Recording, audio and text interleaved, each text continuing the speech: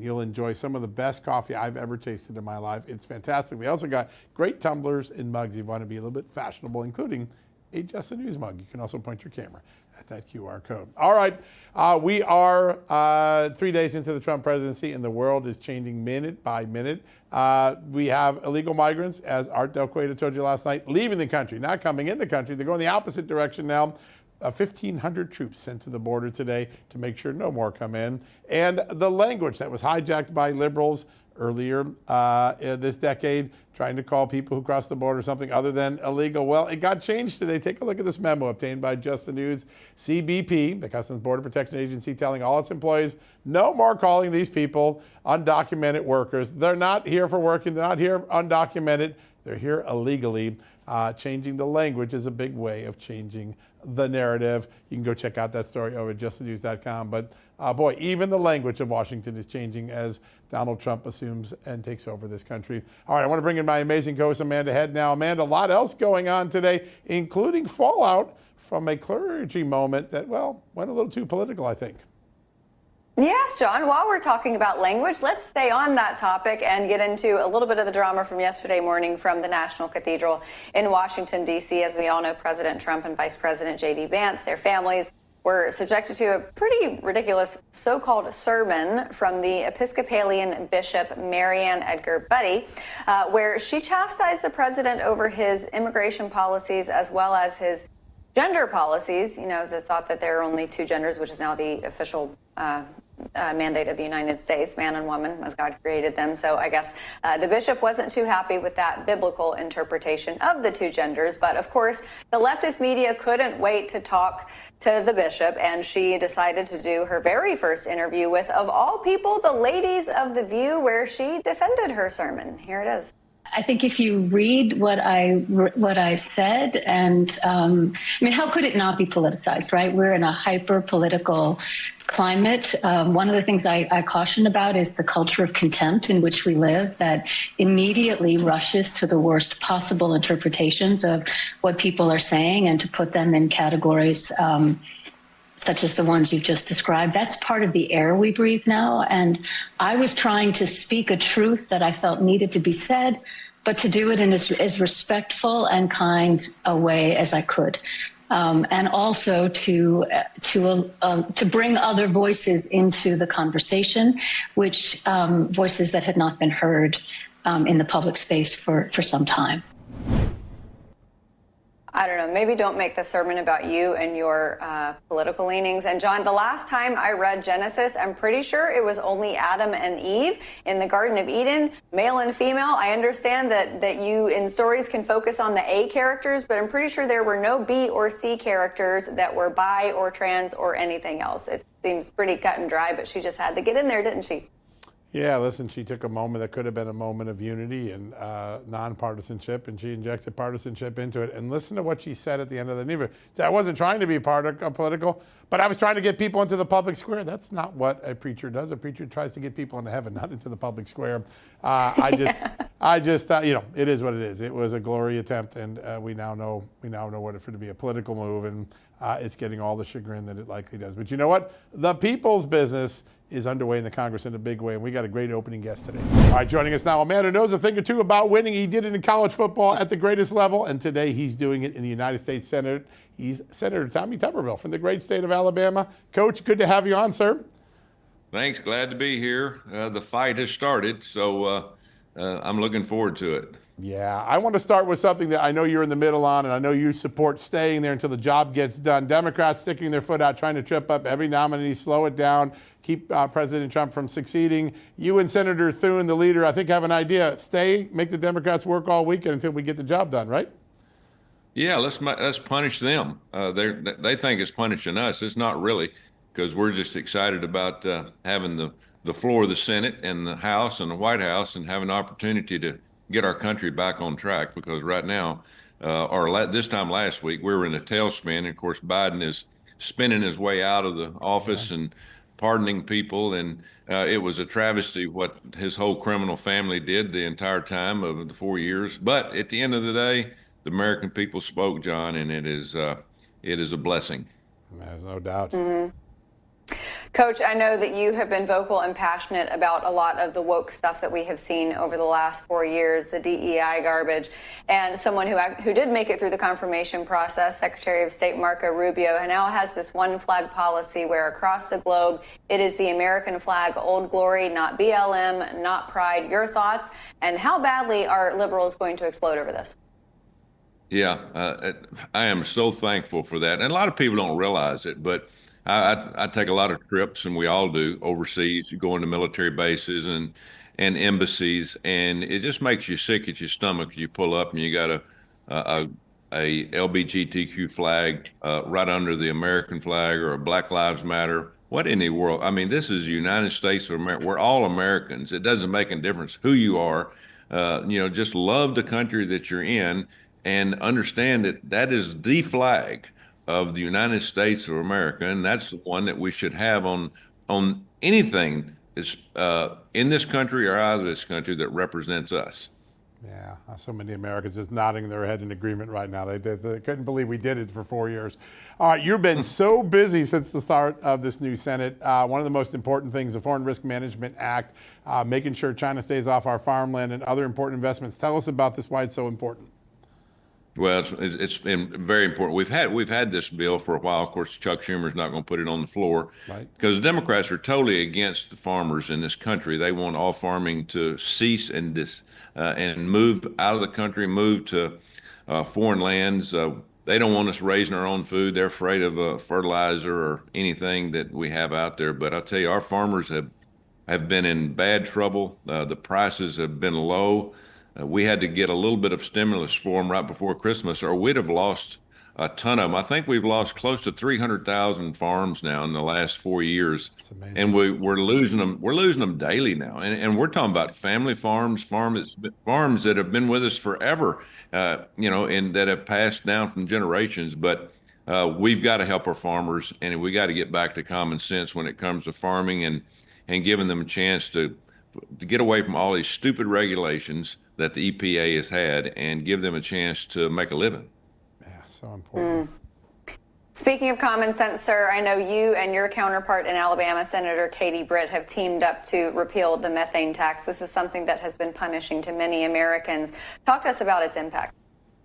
Well, anything to do with taxing our farmers, pretty much any of these regulations was just another tax on anything that they did. And of course, the methane nonsense, it's going to go out the door. We're going to continue to fight every avenue, especially that one. But Katie and I, we've talked about it, and of course, we're 60% rural in the state of Alabama, as most states are in the South, and they pretty much tried to punish us for being Republican and being Americans. Again, what better way to punish America if you punish our farmers, or our ranchers, or poultry people? I mean, it's just absolutely amazing to me the direction that they tried to take this country. But we put all these things in reverse, hopefully, and now we're going to look out for everybody that's true American that wants this country to grow and be stronger. Yeah, no doubt. So there's something you fought relentlessly for, and we're now seeing the fruits of it. You fought to protect female athletes in sports. President Trump signed an executive order on Monday making sure that happens, and the U.S. House of Representatives passed your bill, the Protection of Women and Girls in Sports Act. 2 Democrats even crossed over, an important moment. You worked so hard. What does it feel like, and will the Senate pass that law too? Well, we've had it on the floor twice, John, and it has failed both times. I got Joe Manchin to vote on it once, and I actually lost a couple of Republicans, if you can imagine that. But we're going with it again, and President Trump can do all these executive orders, but he'll be the first to tell you, if you want it to stick for a long time, you better make it a law. That's right. And so that's what we're doing. We want to make sure that biological males and boys do not participate in women's sports, nor do they get in their private spaces such as showers, dressing rooms. It's absolute nonsense, and they're going to ruin women's sports in Title IX, but we're not going to allow that to happen. So I've got to have 60 votes. I'm not going to go through the amendment process and just try to pass it with majority. I want the Democrats to have to vote on this, especially the ones that are up for re-election in a little over a year and a half, and let them put their name on the line. Because if you look back at this election, the last month, the number one thing that President Trump ran on, with all his advertisements and all of his TV appearances and the rallies, the number one thing that people woke up to was this nonsense of boys playing in women's sports. And it's a huge issue. It's a lot bigger than what people think. And even like 69% of the Democrats don't believe it. And we're almost 90% Republicans. So, but you've got these Democrats up here that just stay the party line, and they're going to vote against anything that we have. But we're going to get this passed one way or another. Very important. Just quickly before we go, because we know what happened in the election, not only with the Electoral College vote, but also the popular vote. For those Democrats voting against something like this, what do they go back and tell their constituents with respect to protecting women, the female side of this, and protecting them? That's a great question. I have no clue how they get by with it, how they get on any kind of radio show or go to any public forum when they have absolutely come out against women. It's an attack on gender. It has been that way since Joe Biden took over. It was kind of like if you look at the climate hoax that they were pushing for years. And then they got into the EV nonsense. Now it's gender. We want to attack gender. We want to have 400 different genders. It's absolute nonsense. It's no common sense whatsoever, and it's not a winning issue in our country. I just absolutely don't understand how they can go home to some of these areas like Atlanta, Georgia, and the two Democrat senators go into Atlanta and be able to explain their way out of voting against women. I just don't understand it. I know one thing they're going to have to say, Coach made me vote on the bill. That's one thing I'm sure you're going to get done. Sir, it is such a great honor to have you on the show. Millions of them women all across this country thanking you for what you did, the stand you took. All right, folks, we're going to take a quick commercial break. More right after these messages. Hey, America, you've heard me talking about a despicable crime that the FBI calls house stealing. It's title fraud, and it's a growing crime, becoming a very serious problem from homeowners. In fact, a district attorney in California recently said that title fraud cases in his small county have gone from virtually none to 73 in just 18 months. Now, if you own a home or any property, your title and the hard-earned equity you've built are at serious risk. Now, how do they do it? With just one document, a forged signature, and a phony notary stamp, a bad guy can take legal ownership of your home and take out loans against it. Just like that, poof, your biggest asset could be gone, and it can happen without you even knowing. But there's a way to help stop them. I trust our friends at Home Title Lock to protect my home. They've got a special offer for you all to make sure you're not already a victim of this terrible crime. Sign up today using the promo code JUSTNEWS at HometitleLock.com, and you'll get a free title history report and a 30-day free trial of their exclusive triple lock protection, giving you 24/7 monitoring, urgent alerts, and the best part, if God forbid fraud does ever happen, Home Title Lock's U.S.-based team works fast to restore your home at no additional cost to you. That's HometitleLock.com, promo code JUSTNEWS to protect your home, your equity, and get a peace of mind. Go do it today.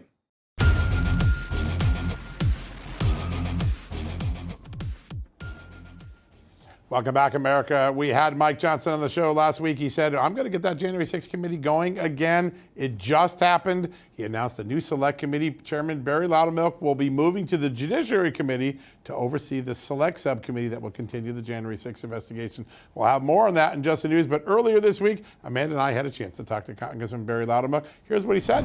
All right, joining us now, the man who made possible all the knowledge we gained the last 2 years about January 6th. The real story, not the one the Democrats imposed. He's the chairman of the House Administration's Subcommittee on Oversight, and he's a congressman from the great state of Georgia. Joining us, Congressman Barry Loudermilk. Mr. Chairman, good to have you back on. John, it's good to be with you. And again, to both of you, thank you so much for giving coverage to these stories and what we've been uncovering when the rest of the media just simply goes silent. Yeah, they did, but you didn't go silent. You kept us in the know, and we've learned so much. Joe Biden used to be fond of saying, my family did nothing wrong, my friends in Congress did nothing wrong. Today, those pardons suggest otherwise, no? Well, you don't forgive somebody of something unless they have potentially done something. I mean, to me, this is basically, if not an actual admission, it's truly the perception of admitting that there was wrongdoing done. And so I think this is a huge step.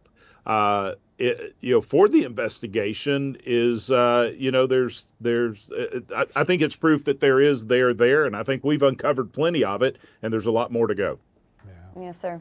I mean, right. You don't pardon people if they haven't done anything wrong, and you also don't pardon people if people aren't finding out what it was they did. But because of you, the American people are learning. Does it feel like a badge of honor that Joe Biden had to do these pardons because of everything you've uncovered thus far and presumably will uncover in the future?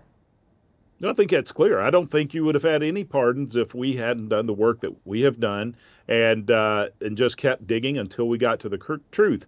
And in fact, we've had a lot of obstacles we've had to overcome. And I named our group the Black Sheep Squadron from the old Marine Corps unit of the ne'er-do-wells, the troublemakers from the Marine Corps became one of the most effective fighter units. And so because of some of the obstacles that we faced, I just named us the Black Sheep Squadron. And if you think about the name of our Committee of House Administration Oversight Subcommittee, that spells chaos.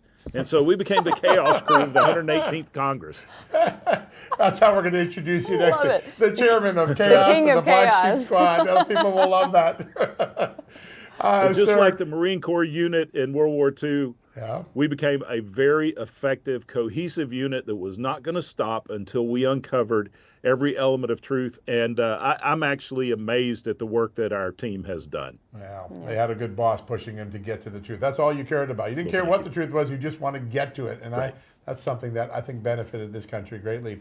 All right, I want to talk about the division in the pardons, because there are some people who didn't get a pardon today that probably would like to have one. Cassidy Hutchinson among them.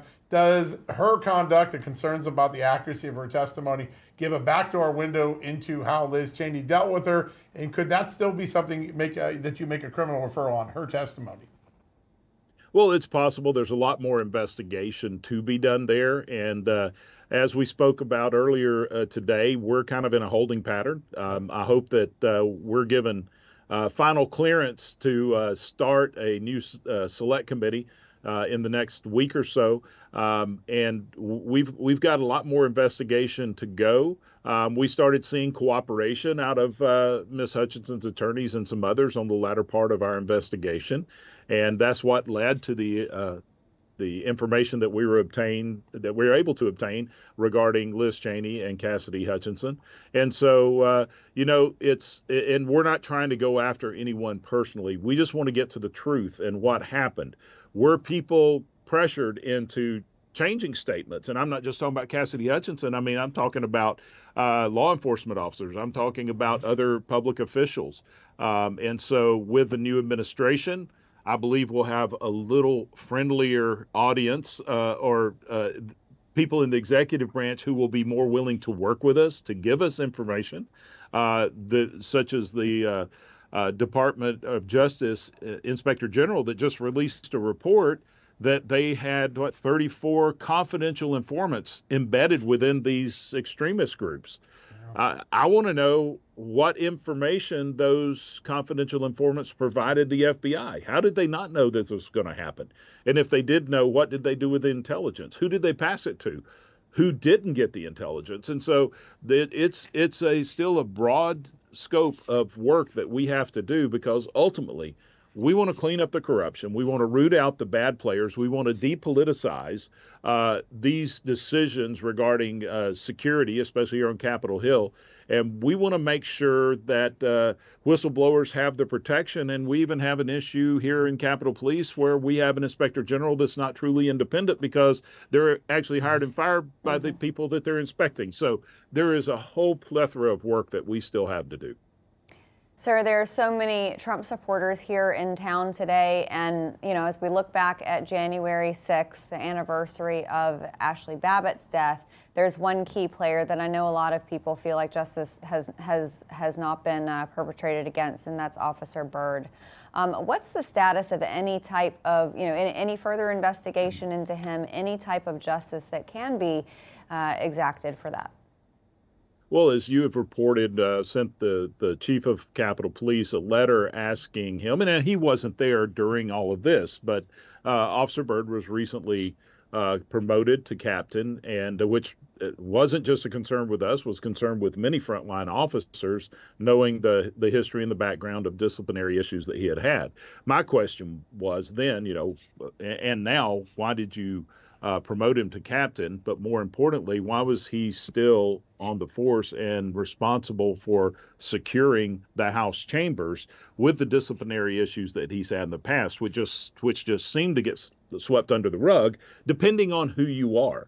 And so there's a lot that we have to look into there. Now, if Lieutenant Byrd testified before the Select Committee, he doesn't have anything to worry about at this point because he's been given immunity. He's been pardoned, right? But also part of that pardon is, can these witnesses now plead the Fifth Amendment? Because they're protected, so there's no reason to plead the Fifth Amendment. You ought to be able to just be truthful with us. Yeah, that's a great point. Maybe we will get some truths denied us thus far. Congressman, you were in the room when President Trump gave his speech today. There was a little bit of Reagan's optimism, Kennedy's ambition to go, if you were adapted to Mars. It was really some of the best of our past presidents kind of wrapped into one 30-minute speech. Your thoughts on what you heard and what the country probably heard today? Oh, it's so inspiring. And as we had talked about earlier, yeah, you had some Reaganism in there, invoking our faith and our heritage and our strength as a country. You even had some George W. Bush type, those who tore down these buildings are going to hear from us all. You heard some of that. You heard Kennedy with his we're going to go to the moon and do these other things, not because they're easy, but because they're hard. And I heard that not only talking about Mars, but when Donald Trump said, we do best when we're doing the impossible, right? Give us an impossible task and we will achieve it. And I've said that for years and years. That is what's amazing about America. If you just go down the road here a little ways to the Air and Space Museum, you're going to see the Wright Flyer in there. And what's amazing to me is the Wright brothers, who were the first to obtain flight, they were not scientists or engineers. They were bicycle mechanics. And they thought outside the box, and they achieved what scientists and engineers for years tried to achieve, and they couldn't. And the difference they had was freedom. They had the freedom to think outside the box. They had library cards, not degrees. And if these two bicycle mechanics could really change the history of the world, what can we still do if we just give people the freedom to go outside the box, to innovate, and to achieve? That's exactly what America does best. That is American exceptionalism. And I know in the last few years, we're not supposed to think that we're better than everybody else. Well, it's not that we're better, we're just freer. And with that freedom is what unlocks all of the great advancements that we've done in the past and will do in the future. Yes, sir. President Trump said today is Liberation Day, so that is a Day. sign of a freer country. Sir, before we let you go, Speaker Mike Johnson, especially the last few weeks, seemed to have a little bit of an injection of confidence that, quite frankly, is not reflective of such a thin majority that Republicans have in the House. Do you anticipate that now that President Trump is officially sworn into office, that he can help usher this Republican majority through some major successes so 2026 isn't so slim? Oh, I think so. If you look at our majority, there is so much more that unifies us than divides us. But for a lot of the folks that are part of our conference, they have not been in the majority where we have all three, the House, the Senate, and the White House. They've never experienced that. And so most of them have always come in on the defensive. So now we have to be on the offensive, and we have to be running the same plays from the same playbook. And I think they understand that. Maybe taking a little bit getting used to is, look, we're not just throwing hand grenades. We actually have to be able to take the hill this time. And so with Trump at the helm and Mike Johnson leading the House side of it, Thune, the Senate, I think we'll be able to focus on those things that we agree upon and not only move the ball down the field for first downs, but get a few touchdowns. And we've got to do it. We've got to work consistently. We've got to work together in a unified fashion. And we have to move quickly on these things. We're only guaranteed these 2 years. And with such a thin majority, we're really only, a couple of disasters away from losing the majority. praying that God's protection will be up on all of us. But really, with that thin of a majority, we've got to keep moving forward. Wow, so many more truths to learn on January 6th. Barry Loudermilk's going to get them. All right, we're going to take a quick commercial break. When we come back, Congresswoman Nicole Malliotakis up next.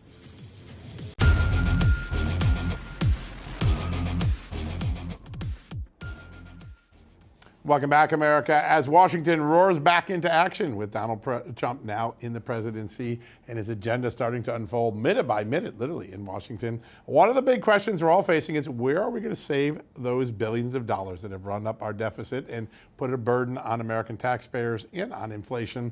Our next guest came up with a really good idea. In fact, she's been doing a lot of research on this in conjunction with some great scientists around the country. Congresswoman Nicole Malliotakis from New York says we can stop and save billions by stopping abusive research on animals in federal agencies. That's a good idea. Joining us now, the Congresswoman herself. Congresswoman, good to have you on the show.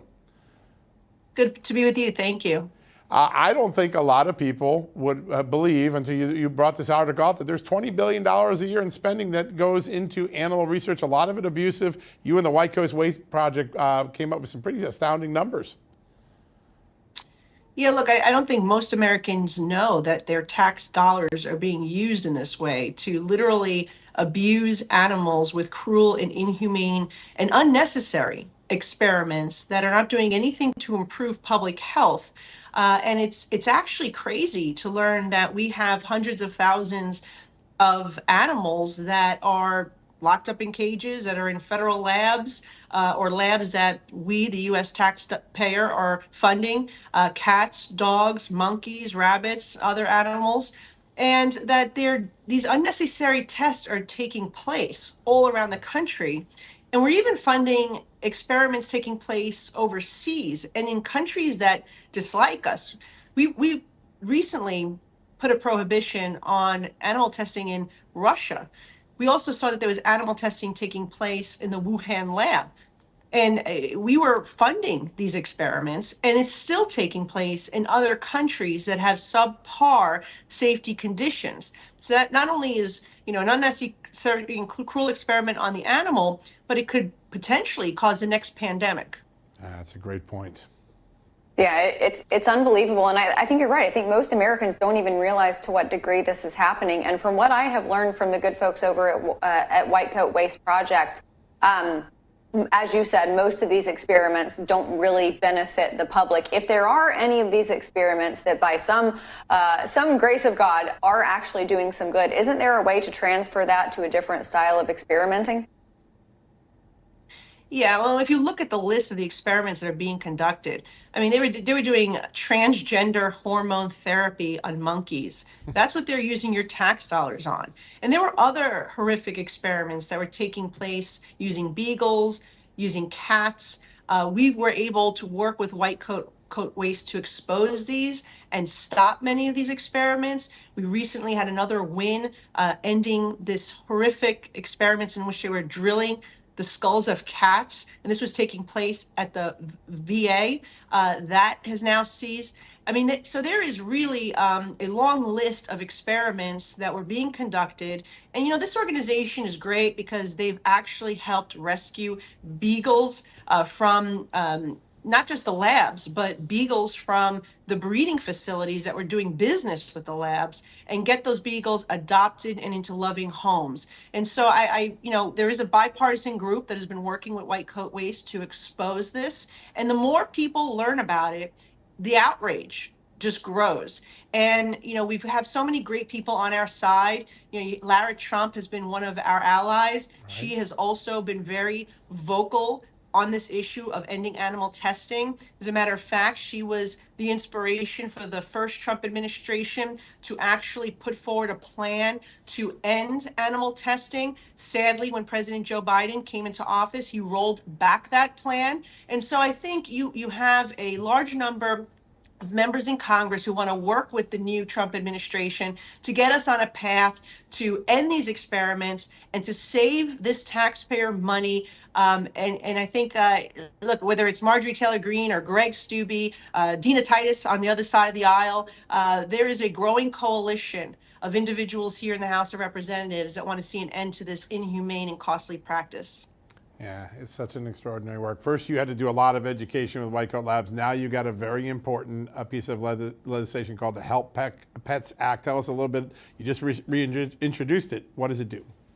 Yeah, well, I have a number of pieces of legislation that are you would consider animal rights bills, but the Help Pets Act actually wants to transition these animals from labs to homes. And it's basically a program to get these animals adopted and into loving homes so they don't have to suffer these terrible experiments. So that's one bill. I'm also a sponsor of what's called Goldie's Act, which was named after a golden retriever that was abused and neglected in a puppy mill facility in Iowa.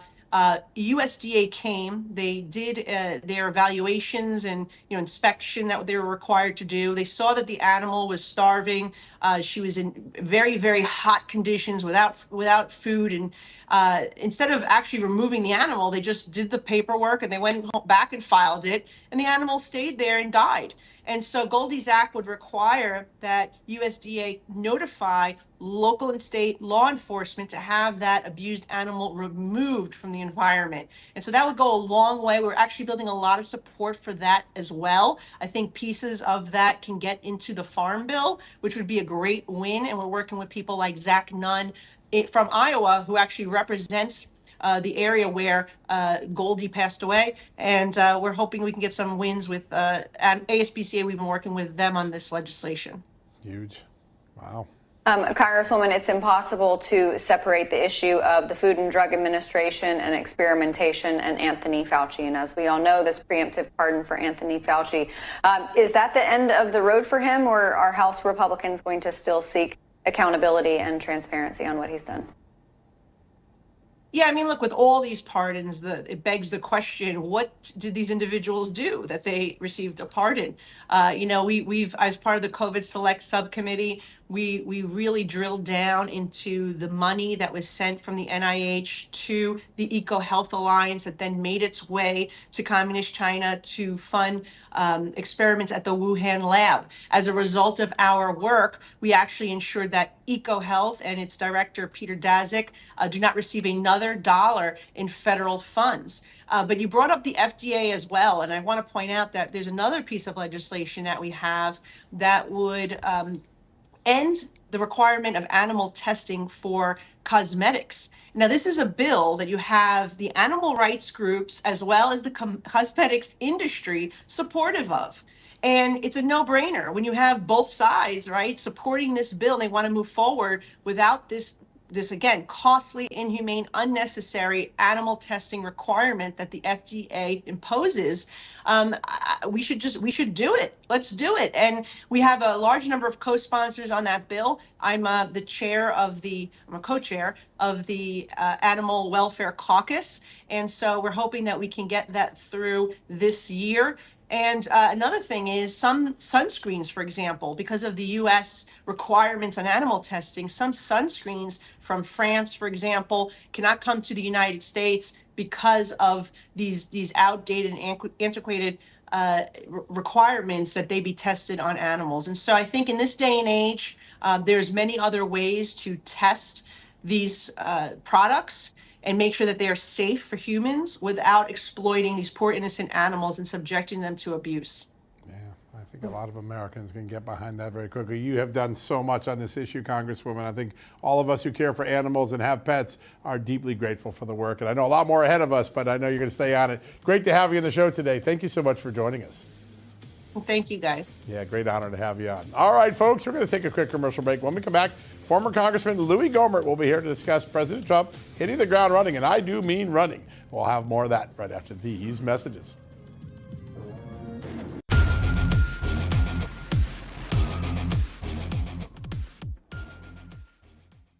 Welcome back to Just the News, No Noise. President Trump is finishing up his second full day in office tonight, and he has already gotten so much done, but we still have a lot to look forward to. So what's next on the priority list for the president and Congress to check off? Joining us now to look ahead to that is former Congressman from Texas, Louie Gohmert. Sir, thank you for being here. Oh, it's great to be with you, Amanda. You and John. It's wonderful. It's a happy week. We love having you here, and absolutely. And you are so beloved in Texas. I'm interested to hear from you on the ground in Texas what the border situation is, because reportedly more assets sent to the border. It seems like it is already significantly more fortified and secure than it was just 3 days ago. Tell us about it. Well, it has been. More assets have been showing up, and President Trump made clear, and for emphasis, you had Tom Homan making it extremely clear. It's not business as usual the last 4 years, and you've seen it. Y'all talked about it.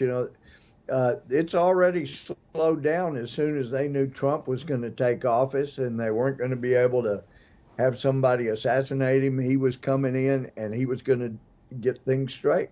So the Border Patrol, they are so encouraged. I've dealt with so many Border Patrol. I know, John, you've spent time with them, and they're ecstatic. Somebody's got their back. They have a leader that Trump put in place that has their back. And going back to Tom Homan's comment after the mayor of Denver that says, I'm willing to go to jail, to protect these. And Tom said, well, we have this in common. He's willing to go to jail, and I'm willing to send him. So anyway, you got people serious about protecting the people in America, the Americans themselves. Yeah. And so things, you just feel good. People all over the country. I was in D.C. for the inauguration. It was so awesome. Being in the rotunda, the spirit, of course, the music and President Trump's speech was just awesome. But it's inspired people, and it's discouraged people that want to break our laws and come in illegally. And that's what you're seeing, Amanda. It's a new day in America. Yeah. Arthur Cueto, the vice president for the Border Patrol Union, said yesterday that we're seeing illegal migrants go in the opposite direction. They're flowing out of the country because they don't want to end up in a detention cell. That's a good sign. It's going to speed It's a great sign. But they know he's serious. Yeah, that's exactly right. Clarity brings such an extraordinary amount of action. You were in that rotunda. I saw you there. I smiled when I saw you come up on the camera. The speech that he gave had all of these action items, and then literally 3 or 4 hours later, these action items were flying around faster than you could keep track of. It seems like he's overwhelmed his Democratic and liberal and media opposition because they literally don't have time to respond to the next thing that's going on. You think he learned from the first term? Well, he did, but while he was spending countless hours campaigning, having rallies, I mean, man, you've seen him. I mean, he can go from one rally to another. You've seen what he's done this weekend. I mean, I was going to events this weekend, but I wasn't having to speak to big crowds, and you know what that's like. It keeps you, really pouring out energy. Yeah. And yet he's the Energizer Bunny. He just keeps on going, and people are loving it, and it really does feel like dawn in America. It's a good time. Yeah, that's right. Sir, as you look at the Republican majority that President Trump has right now in the House and the Senate, compared to what he had in his first term, as far as the makeup of the Republican caucus, does it seem to you that there is a larger portion of that Republican caucus who are America first than there was the first time around? Oh, yes. Oh, there's no question. That's a great question, Amanda, but there is no question that they are more committed. And people that Republicans, conservatives that have wanted to get some things done, that had tepid movement from their leadership, it's all changing, and it's being driven by the energetic president. So, yeah, having him lead is going to make a big difference.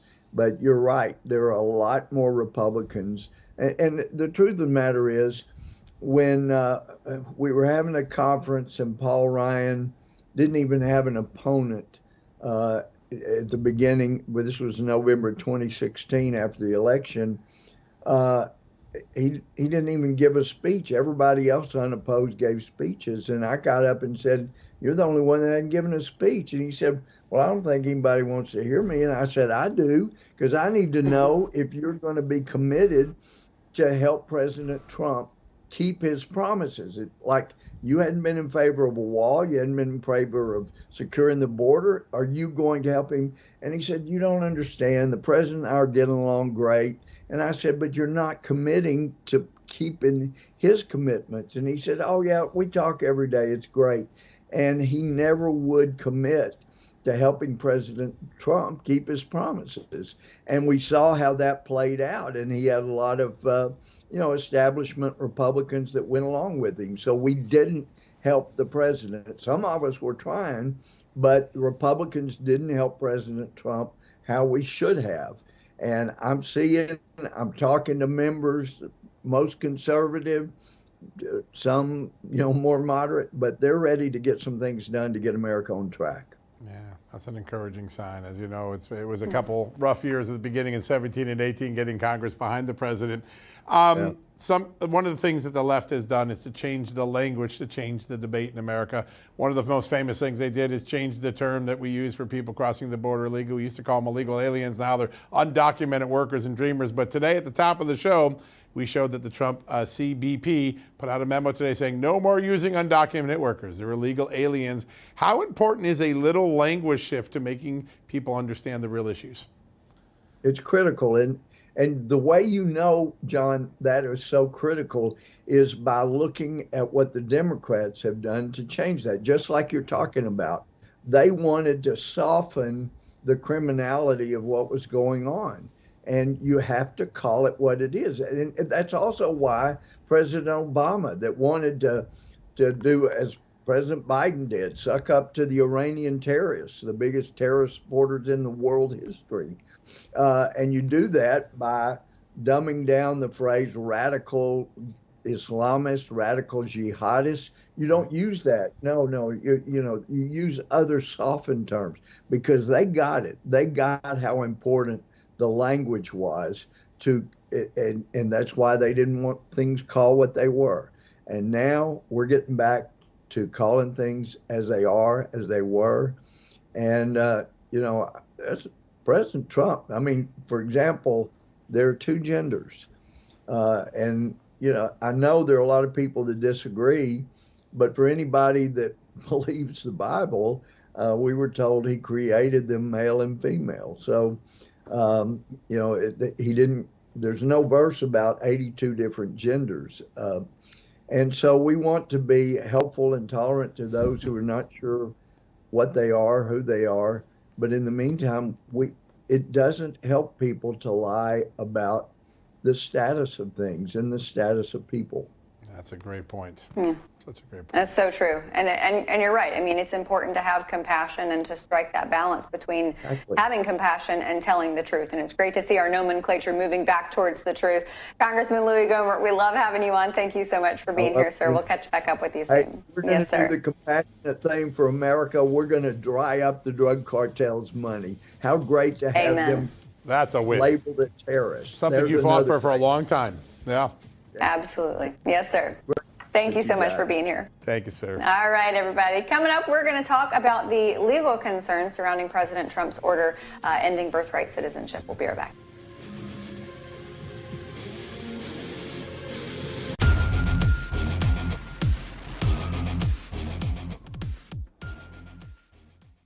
Welcome back to our final segment of the evening. We still got a lot to get to because President Trump has been working very, very hard the past few days after being sworn in as president, and he has already seemingly done more in these first few days than former President Joe Biden did in his entire administration and his entire term. So joining us now to discuss some of those big moves President Trump has already made, counsel for the National Legal and Policy Center, Paul Kamenar. Paul, great to see you. Thanks for being here.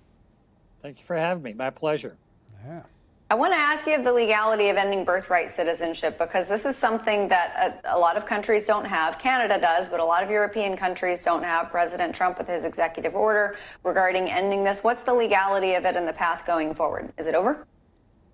Well, there's been a flurry of lawsuits that have been filed in the last couple of days by some 22 states and the ACLU and so forth, challenging the executive order that President Trump issued.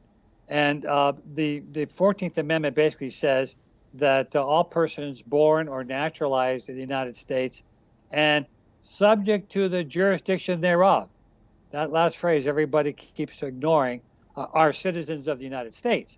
So what Trump's executive order says is that, okay, you're not subject to the jurisdiction of the United States if you are an illegal immigrant and your husband is an illegal immigrant, and or if you're visiting here on a visa, and these are what we call travel anchor babies, where they come in to visit somebody because they're pregnant and have the baby, therefore they enjoy citizenship. So there's a good argument that no, you can't have that kind of birthright citizenship in the United States. Now, there's a statute, Section 1401, that basically repeats that constitutional provision word for word. And so this suit has been filed, like I said. There's a preliminary injunction filed, meaning that we're going to hear from the court within the next 10 or 20 days the result of that. It's going to go to the Supreme Court, no doubt.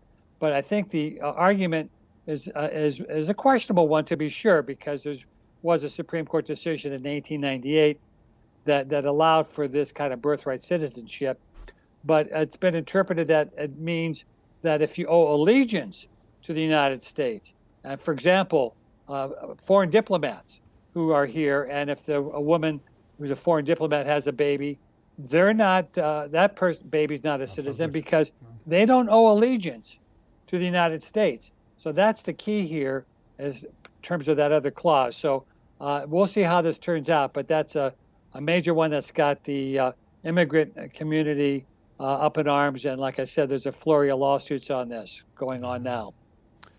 So, Paul, we just got a couple minutes left. We had a pardon Rama Sure. earlier this week, Yeah. and the 1,500 J6 defendants all got pardoned. That was a big moment that President Trump promised. He delivered right away. And then Joe Biden did something I haven't seen done before, preemptively pardoning people for crimes that aren't even yet articulated. Give us your thoughts on both. Yeah, well, this was expected because he pardoned in the last minute his brother, his sister, in-law, everybody that was part of the Biden crime family, shall we say, for any crimes they may have committed in the last 10 years. This is sort of a preemptive pardon. It's very unusual. It's very rare. He did it for Hunter Biden, by the way, not only pardoning him for the tax crime and the gun charge, but for anything he did in the last 10 years. This is legal, by the way. It is constitutional, but it's very rarely done. And it was abusive. Even the Democrats consider this to be abusive. Whereas Trump, with respect to the January 6th pardons, no, he pardoned them only for the offenses for which they were charged. Yeah, that's right. And the left is all up in arms over the January 6th pardons, and we've just got about 60 seconds left. I know there were some whose sentences he commuted as opposed to pardoning them. Right. For all the ones that he pardoned, were all of those cases, in your mind, applicable to pardon? Yeah, I think they were. Now, the left is saying, well, there's a couple that had some interaction with police, et cetera. But, 95% of these were basically people that came into the Capitol building and didn't do any damage. So those were clearly part. Now, there was some question of those who did have some violence with the police. Now, he gave a lot of those commutations, meaning, look, they've already been in jail for 3 or 4 years. And when you look at Black Lives Matter protesters, 95% of those who interacted with the New York police, Oregon police, et cetera, were never even charged. They dropped the charges. So if you want to compare those two kinds of cases, I think the pardons that President Trump did were well deserved. I think that's spot on, that comparison, especially because you're right. I mean, these people have served already years. So you compare it to BLM and Antifa, and apples to oranges, it certainly is. Paul Kamenar, counsel for the National Legal and Policy Center. Thank you so much for joining us tonight, sir. We'll see you soon. My pleasure. Thank you for having me. Excellent. Yes, sir. All right, everybody. That's all the time we have for you tonight, but we're going to be right back here at 6 p.m. Eastern tomorrow night. And Grant Stinchfield is going to be up on the other side of this break to take you through the next hour. See you tomorrow.